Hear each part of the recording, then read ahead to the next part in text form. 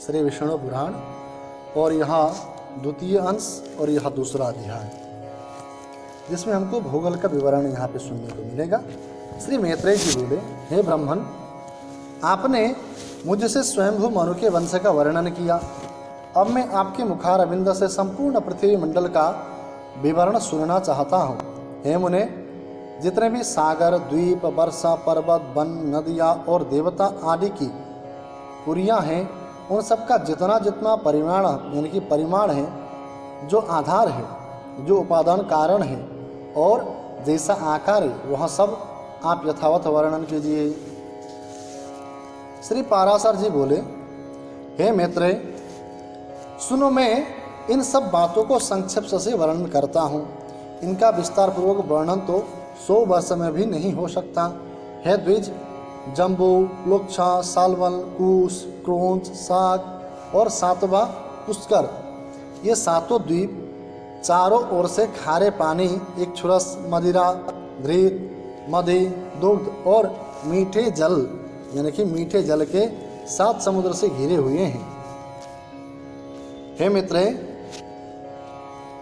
जम्बूद्वीप इन सब के मध्यम में स्थित और सबके बीचों बीच में सुवर्णमय सुमेरु पर्वत है। इसकी ऊंचाई 84,000 योजन और नीचे की ओर यह 16,000 योजन पृथ्वी में घुसा हुआ है। इसका विस्तार ऊपरी भाग में 32,000 योजन है तथा नीचे तलहटी में केवल 16,000 योजन है। इस प्रकार यह पर्वत इस पृथ्वी रूप कमल की कर्णिका कोश के समान है। इसके दक्षिण में हिमवान, हेमकूट और निषद तथा उत्तर में नील, श्वेत, श्रृंगी नामक वर्ष पर्वत है। वर्ष पर्वत का मतलब होता है जो भिन्न भिन्न वर्षों का विभाग करते हैं। उनमें बीच के 2 पर्वत निषद और नील 1-1 लाख योजन तक फैले हुए हैं। उनसे दूसरे 10-10 हजार योजन कम हैं, अर्थात हेमकूट और श्वेत 90-90 हजार योजन तथा हिमवान और श्रृंगी 80-80 हजार योजन फैले हुए हैं। वे सभी 2-2 सहस्र योजन ऊंची और इतने ही चौड़े हैं। हे द्विज, मेरु पर्वत को दक्षिण की ओर पहला भारतवर्ष है तथा दूसरा किमपुरुष वर्ष और तीसरा हरिवर्ष है। उत्तर की ओर प्रथम रम्यक, फिर हिरण्यमय, तदंतर उत्तर वर्ष है, जो द्वीप मंडल की सीमा पर होने के कारण भारतवर्ष के समान धनुष्कार है। हे द्विज श्रेष्ठ, इनमें से प्रत्येकों का विस्तार 9-9 हजार योजन है तथा इन सब के बीच में इलावृत वर्ष है, जिसमें सुवर्णमय सुमेरु पर्वत खड़ा हुआ है। हे महाभाग, यह इलावृत वर्ष सुमेरु के चारों ओर 9,000 योजन तक फैला हुआ है। इसके चारों ओर 4 पर्वत हैं। ये चारों पर्वत मानो सुमेरु को धारण करने के लिए ईश्वरकृत किलियां हैं, क्योंकि इनके बिना ऊपर से विस्तृत और मूल में संकुचित होने के कारण सुमेरु की गिरने की संभावना है। इनमें से मंदराचल पूर्व में, गंधमादन दक्षिण में, विपुल पश्चिम में और सुपार्श उत्तर में है। ये सभी 10-10 हजार योजन ऊंचे हैं। इन पर पर्वतों की ध्वजाओं के समान क्रमशः 1100 योजन ऊंचे कदम्बा, जम्बू, पीपल और बट के वृक्ष हैं। हे महामुने, इनमें जम्बू जामुन वृक्ष जम्बूद्वीप के नाम का कारण है। इसके फल महान गजरात के समान बड़े होते हैं। जब वे पर्वत पर गिरते हैं तो फटकर सब ओर फैल जाते हैं। उनके रस से निकली जम्बू नाम की प्रसिद्ध नदी वहाँ बहती है, जिसका जल वहाँ के रहने वाले पीते हैं। उसका पान करने से वहाँ के शुद्ध चित्त लोगों को पसीना, दुर्गंध, बुढ़ापा अथवा इंद्रिय क्षय नहीं होता। उसके किनारे की मृतिया उस समय यानी कि उस रस से मिलकर मंद मंद वायु से सूखने पर जम्बूनद नामक सुवर्ण हो जाता है, जो सिद्ध पुरुषों का भूषण है। मेरु के पूर्व में भद्राश्व वर्ष और पश्चिम में केतुमल वर्ष है तथा हे मुनिश्रेष्ठा, इन दोनों के बीच में इलावृत वर्ष है।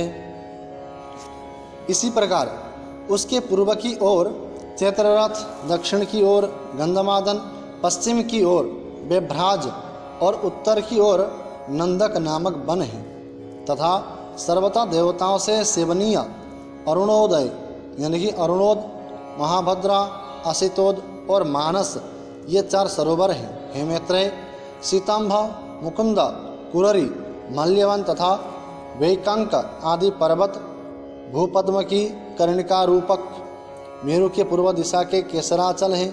त्रिकुट, शिशिर, पतंगा, रोचक और निषाद आदि केसराचल उसके दक्षिण ओर है। सिखिवासा, बेडोरिया, कपिल, गंधमादन और जारुदी आदि उसके पश्चिमीय केसर पर्वत हैं तथा मेरु के अति समीपस्थ इलावृत वर्ष में और जठरादि देशों में स्थित शंखकुट, ऋषभ, हंस, नाग तथा कालंज आदि पर्वत उत्तर दिशा के केसराचल है।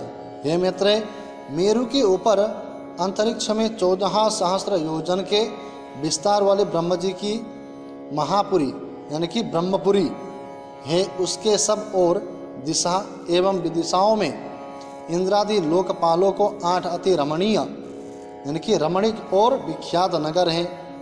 विष्णु पादोद्भवा श्री गंगा जी चंद्रमंडल को चारों ओर से आप्लावित कर स्वर्गलोक से ब्रह्मपुरी में गिरती है। वहाँ गिरने पर वे चारों दिशाओं में क्रमशः सीता, अलकनंदा, चक्षु और भद्रा नाम से 4 भागों में विभक्त हो जाती है। उनमें से सीता पूर्व की ओर आकाश मार्ग से एक पर्वत से दूसरे पर्वत पर जाती हुई अंत में पूर्व स्थित भद्राश्व पूर्व वर्ष को पार कर समुद्रों में मिल जाती है। इसी प्रकार हे महामुने, अलकनंदा दक्षिण दिशा की ओर भारतवर्ष में आती है और 7 भागों में विभक्त होकर समुद्र में मिल जाती है। चक्षु पश्चिम दिशा के समस्त पर्वतों को पार कर केतुमाल नामक वर्ष में बहती हुई अंत में सागर में जा गिरती है तथा हे महामुने, भद्रा उत्तर के पर्वतों और उत्तर पूर्व वर्ष को पार करती हुई उत्तरीय समुद्र में मिल जाती है। माल्यवान और गंधमादन पर्वत उत्तर तथा दक्षिण की ओर नीलाचल आदि निषद पर्वत तक फैले हुए हैं। उन दोनों के बीच में कर्णिकाकार मेरु पर्वत स्थित है। हे मैत्रेय, मर्यादा पर्वत को बहिर्भाग में स्थित भारत, केतुमाल, भद्राश्व और कुरुवर्ष आदि लोक पद्म के पत्तों के समान है। जठर और देवकूट ये दोनों मर्यादा पर्वत हैं जो उत्तर और दक्षिण की ओर नील तथा निषद पर्वत तक फैले हुए हैं। पूर्वा और पश्चिम की ओर फैले हुए गंधमादन और कैलाश ये 2 पर्वत जिनका विस्तार 80 योजन है समुद्र के भीतर स्थित है। पूर्व के समान मेरु की पश्चिम और भी निषद और परियात्र नामक 2 मर्यादा पर्वत स्थित हैं। उत्तर की ओर त्रिशिंग और जारुदी नामक वर्ष पर्वत है। ये दोनों पर्वत यानी कि ये दोनों पूर्व और पश्चिम की ओर समुद्र के गर्भ में स्थित हैं। इस प्रकार हे महामुने, तुमसे जठर आदि मर्यादा पर्वतों का वर्णन किया जिनमें से 2-2 मेरु की चारों दिशाओं में स्थित है। हे मुने, मेरु के चारों ओर स्थित जन यानी कि जिन सितांत आदि केसर पर्वतों के विषय में तुमसे कहा था, उनके बीच में सिद्ध चरणादि से सेवित अति सुंदर कंदराएं हैं। हे मुनि सत्तम, उनमें सुरम्य नगर तथा उपवन है और लक्ष्मी, विष्णु, अग्नि एवं सूर्य आदि देवताओं के अत्यंत सुंदर मंदिर है जो सदा किन्नर श्रेष्ठों से सेवित रहते हैं। उन सुंदर पर्वत द्रोणियों में गंधर्वा, यक्षा, राक्षस, दैत्या और दानवादि अहर्निश क्रीड़ा करते हैं। हे मुने, ये संपूर्ण स्थान भौम पृथ्वी के स्वर्ग कहलाते हैं। ये धार्मिक पुरुषों के निवास स्थान है। पाप कर्म पुरुष इनमें 100 जन्म में भी नहीं जा सकते।